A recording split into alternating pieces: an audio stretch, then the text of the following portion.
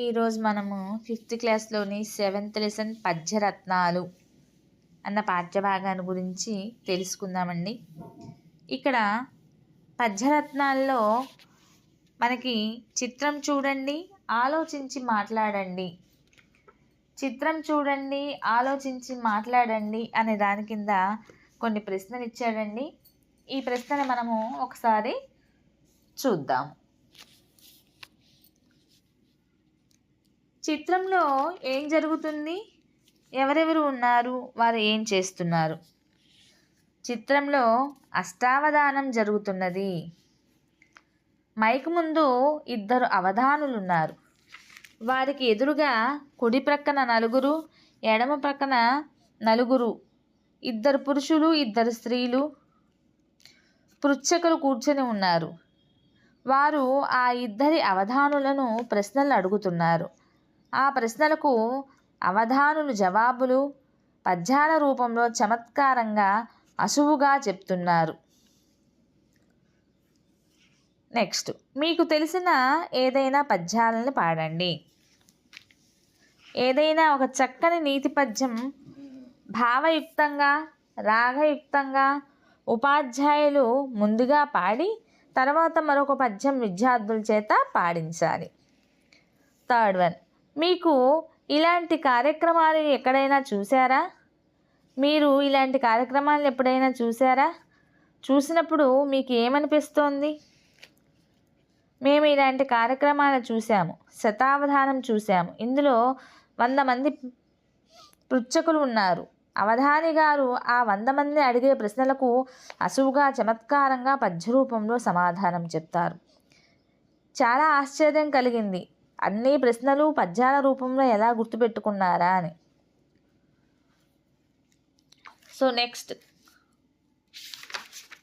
ఇక్కడ పద్యరత్నాల్లో పద్యాలను చూద్దాం. పద్యరత్నాల్లో పద్యాలను చూద్దాం. అప్పిచ్చువాడు వైద్యుడు ఎప్పుడు నెడతెగక పారు నేరును ద్విజుడన్ చొప్పడిన యూర నుండుము చొప్పడకున్నట్టి యూరు చొరుకుము సుమతి. బద్దెన గారు రచించినటువంటిది సుమతి శతకం. ఇప్పుడు మనం ఈ చెప్పుకున్నటువంటి పద్యం యొక్క భావాన్ని తెలుసుకుందాం. ఓ మంచి బుద్ధి కలవాడా, అవసరానికి అప్పిచ్చేవాడు, వైద్యుడు, ఎల్లప్పుడూ ప్రవహించే నది, మంచి చెడ్డలు చెప్పే పండితుడు ఉన్న ఊళ్ళో ఉండు, అవి లేని ఊళ్ళో నివసించవద్దు అని ఈ పద్యం యొక్క భావము. నెక్స్ట్, ప్రశ్న నుండి పుట్టు పరిణితి జ్ఞానము, ప్రశ్నతోడ పెరుగు ప్రాభవము, ప్రశ్న లేక ప్రగతి ప్రశ్నార్థకమ్మురా, నవయుగాల బాట నార్ల మాట. నార్ల వెంకటేశ్వరరావు గారు రచించింది ఈ యొక్క పద్యము. ఇప్పుడు దీని యొక్క భావం తెలుసుకుందాము. ప్రశ్నకు జవాబులు వెతకడం ద్వారానే ఈ లోకంలో జ్ఞానం అనేది వృద్ధి చెందుతుంది. ప్రశ్నించడం వలనే సమాజంలో మనిషి విలువ అన్నది పెరుగుతుంది. ప్రశ్న అన్నది లేకపోతే ప్రగతి అన్నది శూన్యమవుతుంది అని ఈ పద్యం యొక్క భావము. నెక్స్ట్, చంపదగిన ఎట్టి శత్రువు తన చేత జిక్కనేని గీడు సేయరాదు పొసగ మేలు చేసి పొమ్మనుట జాలు విశ్వదాభిరామ వినురవేమ. ఇప్పుడు మనం చెప్పుకున్నటువంటి పద్యము వేమన శతకం అండి. దీని యొక్క భావాన్ని చూద్దాం. ఓ వేమ, చంపదగిన శత్రువు చేతికి చిక్కినా సరే వాడికి కీడు చేయరాదు. తిరిగి ఏదైనా ఉపకారం చేసి పంపిస్తే అదే నిజమైనటువంటి శిక్ష. నెక్స్ట్, మచ్చిక లేని చోట ననుమానము వచ్చిన చోట మెండుగా గుచ్చితులున్న చోట గుణకోవిదులుండని చోట విద్యకు మెచ్చని చోట రాజు కరుణించని చోట వివేకులుండిరే నచ్చట మోసమండ్రు సుగుణాకర పెమ్మయ శృంగధీమణి. చాటు అండి ఇది. దీని భావం తెలుసుకుందాం. చొరవలేని చోట, సందేహము ఉన్న చోట, చెడ్డవాళ్ళు ఎక్కువగా ఉన్న చోట, గుణం తెలుసుకొని పండితులు లేని చోట, విద్యను మెచ్చుకోని చోట, రాజుదయ లేని చోట, వివేకం కలిగిన వారు ఉన్నట్లయితే వాళ్లకు హానియే కలుగుతుంది అని పెద్దలు చెప్తారు. నెక్స్ట్, నిజము మీద భూమి నిలబడియుండును, సత్యవాక్కు వలన జనత నడుచు, సత్యమొకటి పాప సంహారమును జేయు, కాళికాంబ హంస కాళికాంబ. ఇది పోతులూరి వీరబ్రహ్మం గారు రచించినటువంటిది. ఇప్పుడు దీని యొక్క భావం తెలుసుకుందాం. నిజం కలకాలం భూమి మీద నిలబడి ఉంటుంది. సత్యవాక్కు వలనే జగతి నడుస్తుంది. సత్యాన్ని ఆచరిస్తే పాపాలన్నీ కూడాను నశించిపోతాయి అని అర్థం. నెక్స్ట్, ఒరులేయవి అనరించిన నరవరా, యప్రియము తన మనంబున కగుదా, నొరులకు నవిసేయకునికి బరాయణము పరమ ధర్మ పదములకెల్లన్. ఇది తిక్కన రచించినటువంటిది. ఇప్పుడు దీని యొక్క భావాన్ని తెలుసుకుందాము. ఓ రాజా, ఇతరులు ఏ పని చేస్తే తన మనస్సుకు బాధ కలుగుతుందో ఆ పని తిరిగి తాను ఇతరులకు చేయకుండడమే అన్ని ధర్మ మార్గాల్లోనూ గొప్పది అని దీని యొక్క భావము. నెక్స్ట్, నీతియే మూలము విద్యకు, నీతియే పురుషార్థతత్వ నిర్ణాయకమున్, నీతియే భూత ప్రీతియు నీతియుతం నెప్పుడొందు నియత పదంబున్. ఈ పద్యాన్ని ఏటుకూరి వెంకట నరసయ్య గారు రచించారండి. ఇప్పుడు దీని యొక్క భావాన్ని తెలుసుకుందాం. విద్యకు నీతియే ఆధారం. చతుర్విధ పురుషార్థ తత్వాన్ని అంటే ధర్మం, అర్థం, కామం, మోక్షం, ఇవన్నీ కూడాను చతుర్విధ పురుషార్థాలు.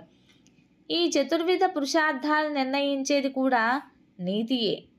సర్వభూతాలకును అంటే ప్రాణులకు ప్రీతి కలిగించేది కూడా నీతియే. నీతిమంతుడైనటువంటి వాడు ఎప్పుడూ తనకు తగిన స్థానాన్ని పొందుతాడు.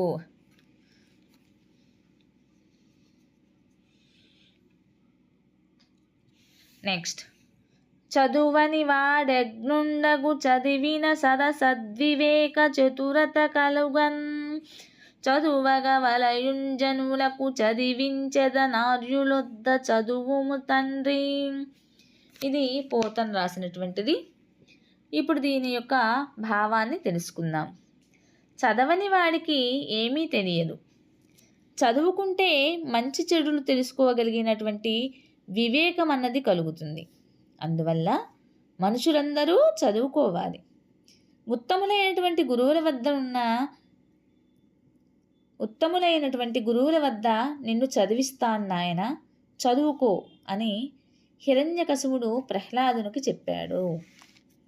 నెక్స్ట్, తరువులు తిరస ఫలభార గురుతగాంచు, నింగి వ్రేలుచు నమృత మొసంగు, మేఘడుద్ధతులుగారు బుధులు సమృద్ధి చేత, జగతినుపకర్తలకు నిధి సహజ గుణము. ఇది భర్తృహరి సుభాషితరత్నాలండి. సుభాషితాలు. దీని యొక్క భావాన్ని గురించి తెలుసుకుందాం. చెట్లు నిండుగా రసం ఉన్న పండ్ల బరువుతో వంగిపోతాయి. ఆకాశంలో ఆధారం లేకుండా వేలాడుతూ మేఘుడు అమృతం వంటి నీటిని వర్షం ద్వారా ఇస్తాడు. నిండుగా సంపదలు ఉండడం చేత పండితులైన వారు అహంకారం పొందరు. ఈ లోకంలో ఉపకారం చేసే వారికి ఇది సహజమైనటువంటి లక్షణము. ఇప్పుడు మనము పదాలు, వాటి యొక్క అర్థాలు చూద్దాం. ఎడతెగక, విడివడకుండా, తెగిపోకుండా, ద్విజుడు, బ్రాహ్మణుడు, చొప్పడిన, ఉన్నట్టి, పొసగా, తగినట్లుగా, చిక్కనేని, దొరికితే, కీడు, హాని, పరిణితి, మార్పు, సంశయించు, సందేశించు, సంశయించు, సందేహించు, ప్రాభవం గొప్పతనం, తరువు చెట్టు, గురుత గొప్పతనం బరువు, నింగి ఆకాశం, వ్రేలుచు వేలాడుతూ, అమృతం తీయని వాన నీరు, తీయని వాన నీరు, కోవిదుడు విద్వాంసుడు, మేఘుడు మేఘం, సమృద్ధి ఎక్కువ కలిగి ఉండడం, పెన్నిది గొప్పదైన నిధి, ఉపకర్త ఉపకారం చేసేవాడు, వరులు ఇతరులు, అప్రియము ఇష్టము కానిది, మనమునకు మనస్సుకు, పరాయణము అభిష్టము, పరమధర్మం గొప్ప ధర్మం, వాక్కు మాట, అగ్నుడు తెలివి తక్కువవాడు, సత్ మంచి, అసత్ చెడు, ఆర్యులు పూజ్యులు, కుచ్చితము కపటము, మెండుగా ఎక్కువగా, బుధులు పండితులు, ఉద్ధతులుగారు గర్వపడు, నియత నియమము గల, నిర్ణాయకము నిర్ణయించేది. సో టీచర్స్, మీకు కనుక ఈ వీడియో నచ్చినట్లయితే ప్లీజ్ లైక్ చేయండి, షేర్ చేయండి, సబ్స్క్రైబ్ చేయండి, అలానే సపోర్ట్ చేయండి.